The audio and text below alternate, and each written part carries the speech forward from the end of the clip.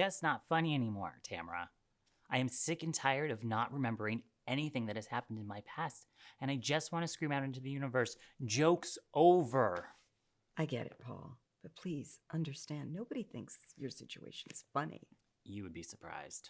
Well, I'm not sure what you mean by that, but let me assure you that flatlining in the hospital and losing all your memories, these are not punchlines.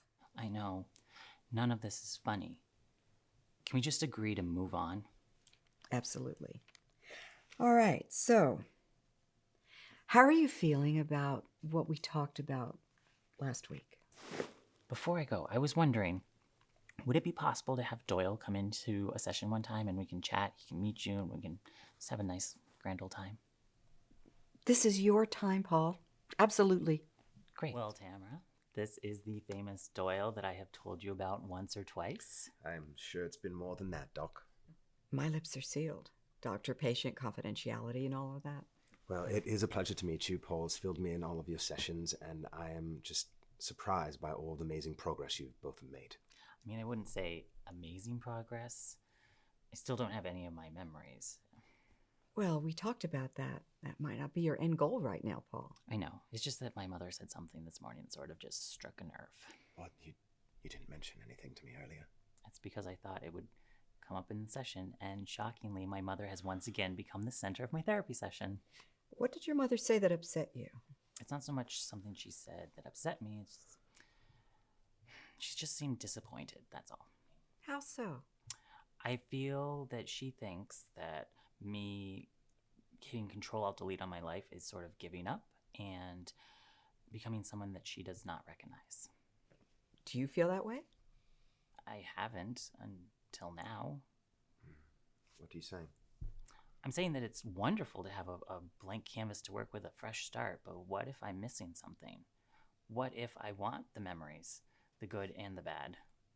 Well, you're working with a lot of what-ifs right now, Paul. I know, but that's exactly the world that I'm living in, a world of what-ifs, and I don't know if I want that anymore. And sorry, I'm really sorry. This was supposed to be a fun session. I was going to bring my boyfriend in, and I was going to share him with you, and I'm just regressing back to square one. No one's regressing, Paul. You can still have that session if you want. Yes, we want you to be okay. We all just want you to be happy. I know. It's just sometimes my mother gets in my head. Like this time, it was right before the senior prom, and I hadn't come out to her, but you know, like moms always know, right? So she had told me, she goes, Paul, no matter who you take to the senior prom, as long as they make you happy, I'm happy. And it was a weird thing for her to say, but I kind of think she was giving me permission to come out. Paul, you haven't talked like this before. In fact, I think you just had a crystal clear memory. It did. It was. Huh. Does this mean he's back to normal? Well, Doyle, in this office, we don't quantify things with being normal or not normal, but I think this is a very good indicator that Paul might be starting to regain some of his memories. What else do you remember from this time?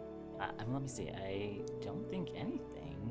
I mean, I couldn't tell you who I eventually took to my senior prom, but that's mainly because I got blackout drunk and ended up in the hospital getting my stomach pumped. Oh my gosh, I did it again.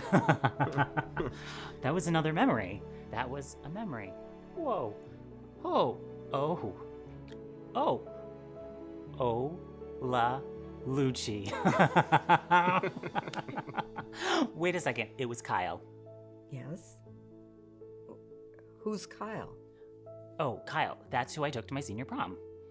He was the love of my life. He was my high school sweetheart, and even though we were just high school sweethearts, I felt like we were destined to be together. I loved him. Paul, I understand that we're talking about your past, but you're talking about him as though he was someone who's no longer with us. Oh, are you okay?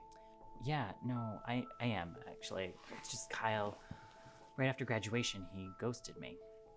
He ghosted me before I was even called that, and I never heard from him again. Sorry, I don't know why I'm so fixated on Kyle right now, especially because I have you. Anyway, Doc, do you think it would be okay if Doyle and I go back to our place, figure everything out, and just sort of piece together what's going on? cut this session a little short. Yeah, that's okay with me. It's fine. Just go home, get some rest, and start writing down these memories. And that way you can share them with your friends, your mom, with me next time. Okay. Would it be all right if I had a moment with Doyle? Oh, absolutely. I'll be right outside.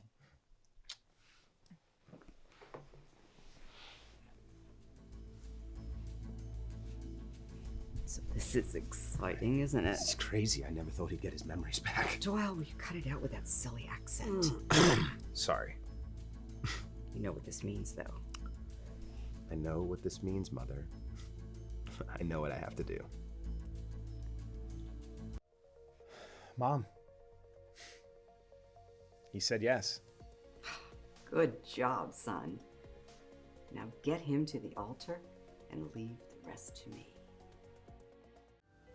Hi. Yeah, he thinks it's a wonderful idea. Great. Just a few more days, honey, and then this will all be over.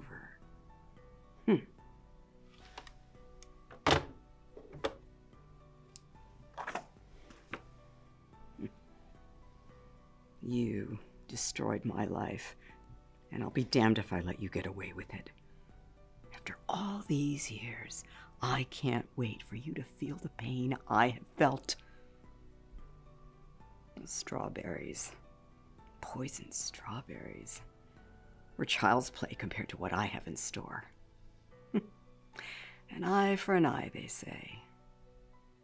But in this case,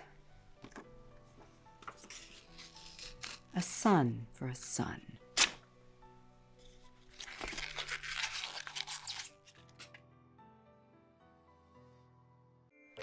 Do you remember the plan? Yes, Mom, we've gone over it 1,000,000 times. I know what I have to do. Look, I am sorry to put you in the middle of this, but it's definitely needed. It's okay. You lost a son, I lost a brother, and this woman will pay for that. Just don't get agitated. I still need you to be the loving groom if we're going to pull this thing off. Don't worry. It will work. Welcome, family, friends, and loved ones. We gather here today to celebrate the marriage of Paul and Doyle. You have come to share in the commitment that they are making to each other, to offer your love and support to this union. Paul and Doyle have written their own vows to share with each other, but before we do that, I ask you to remember that love, rooted in faith, trust, and acceptance, is the foundation of an abiding and enduring relationship. No other ties are more tender. No other vows are more sacred than those you are about to commit to. None of this is real. My love for you, this has all been a plot to destroy you and your family, and I'm so want to sorry. Destroy my family? Who talks like that? Are you insane? None of my children are insane. Mother. No, it's okay. The entire truth is going to be made public anyway. You're Doyle's mother? Yes, that's right. And Doyle was right. He's never loved you. In fact, neither of my boys ever loved you. Stop it right now! Oh, well, look whose memories have finally returned. It's funny, isn't it?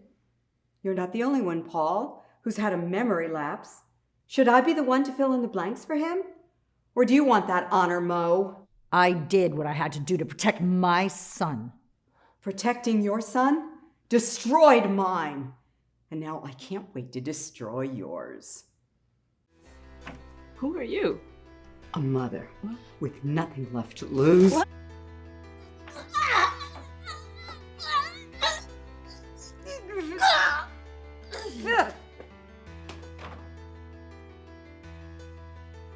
None of this is real. This has all been a plot to destroy you and your family and your mother.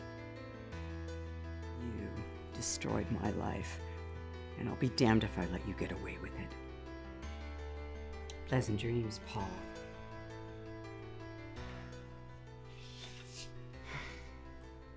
This is far from over.